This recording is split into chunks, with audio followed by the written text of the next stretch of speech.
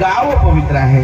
आणि म्हणून असं जीवन या ठिकाणी घडत असताना खरोखर कौतुक वाटे झाली या वेचाचे, नाम मंगळाचे तेने गुणे. आपल्या जीवनाचं आपल्याला कौतुक वाटलं पाहिजे.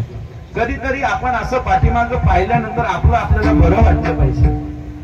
आपण नुसतं पुढे चाललोय पण मागे पाहायला आम्हाला वेळ नाही. पण प्रवास करत असताना गाडीला सुद्धा 2 काचा असतात. पुढची काच आहे ती पुढचं आम्हाला दाखवत असते, पण त्याच वेळी साईडला 2 आरसे असतात. ते आम्हाला सांगत असतात पाठीमागे बघा. कारण आजूबाजूला आणि पाठीमागे बघितल्याशिवाय प्रवास होणार नाही. आपल्या जंगलचा राजा म्हणून ज्याला म्हटलं जातं तो सिंह आहे. त्याचं कारण आहे की तो सिंह 4 पावलं चालल्यानंतर पाठीमागे पाहत असतो. आणि त्याच्या त्या कृतीला एक सुंदर नाव आहे, सिंहावलोकन. सिंहावलोकन करत असतो. आणि जेव्हा तो सिंहावलोकन करत असतो तेव्हा त्याच्या पाठीमागच्या त्याच्याकडे पाहत असताना तुकोबारांचा हा भाव प्रगट होतो, कौतुक वाटे झालिया वेचाचे. आज भाऊ ज्या ठिकाणी असतील त्या ठिकाणी ज्या अवस्थेमध्ये असतील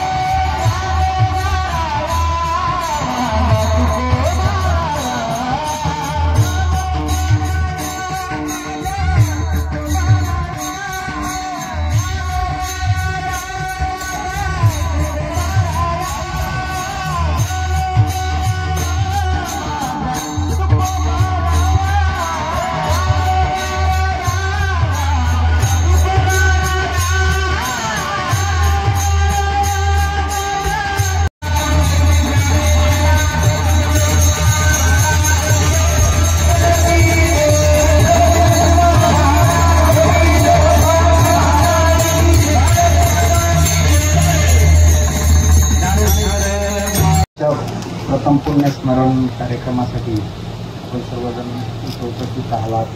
तुमचे नातेवाईक आहेत, जबाबदारी आहेत, मित्रमंडळी आहेत. सर्वांचे मी सुरुवातीलाच एक आर्द्र भावनेनं स्वागत करतो. स्वागत म्हणता येत नाही, परंतु तुम्ही आलात त्यामुळं आमचं ते एक नैतिक कर्तव्य आहे. आज या कार्यक्रमासाठी व्यासपीठावर उपस्थित असणारे मान्यवर आहेत. आपल्याला माहितीच आहे की ऋषीभूषण दादा बोडके हे आपल्या सोबत आज आहेत. त्याचबरोबर उद्धव बापू आपेगावकर आंतरराष्ट्रीय कीर्तीचे पाखावतपटू आहेत. त्याचनंतर नंदेजी उमापंचे मित्र जे लोककलेतील मोठे गायक आहेत. गणेश महाराज यांनी आजची कीर्तन सेवा केलेली आहे. त्याचबरोबर पिनोरगावचे माझ्या वडिलांचे म्हणजे भाऊंचे सहकारी प्रकाश कस्तुरी मालक ते आलेले आहेत. माझी आई आहे, सासरी आहे. कैकाडी महाराजांचे नातू भरत महाराज इथं आलेले आहेत. आमच्या सांस्कृतिक कार्य विभागाचे सहसंचालक श्री पांडे साहेब, सहाय्यक संचालक निलेश धुमाळ साहेब, आमचे कार्यक्रम अधिकारी गिरिजे साहेब, तसेच माझे चुलत भाऊ DCP जे होते ते कुबेर चौरे साहेब.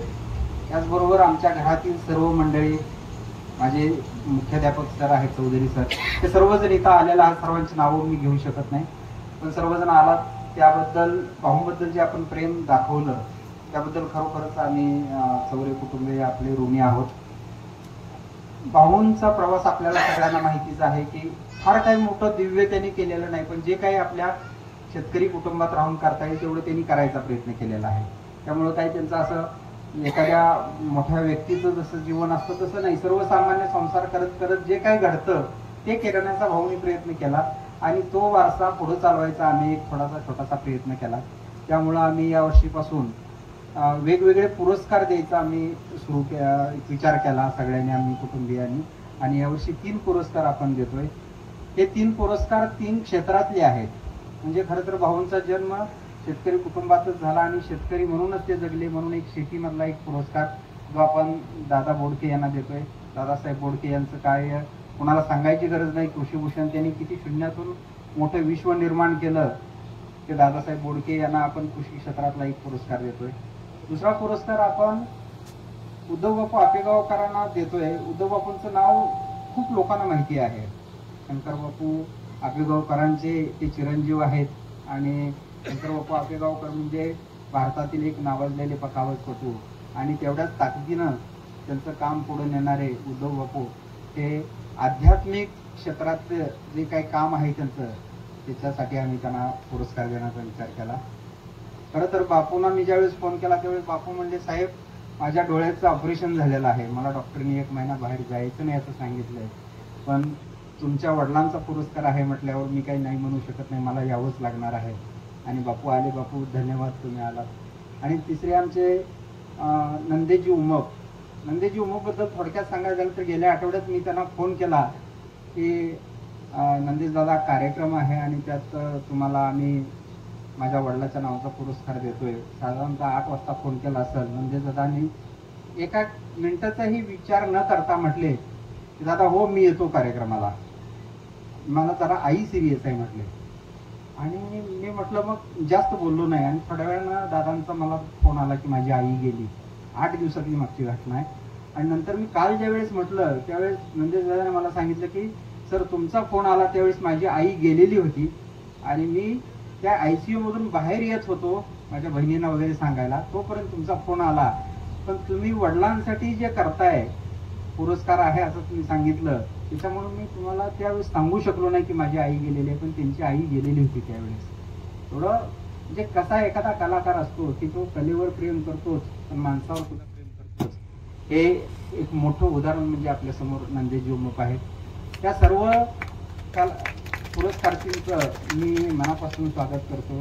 त्यांचं आम्ही खरंच धन्य आहे आम्ही की तुमचा पुरस्कार आम्हाला तुमच्यासाठी देता येतोय. तर आज या ठिकाणी आपण सर्व उपस्थित आहेत त्याबद्दल आम्ही कृतार्थ भावनेनं आपलं स्वागत करतो. धन्यवाद.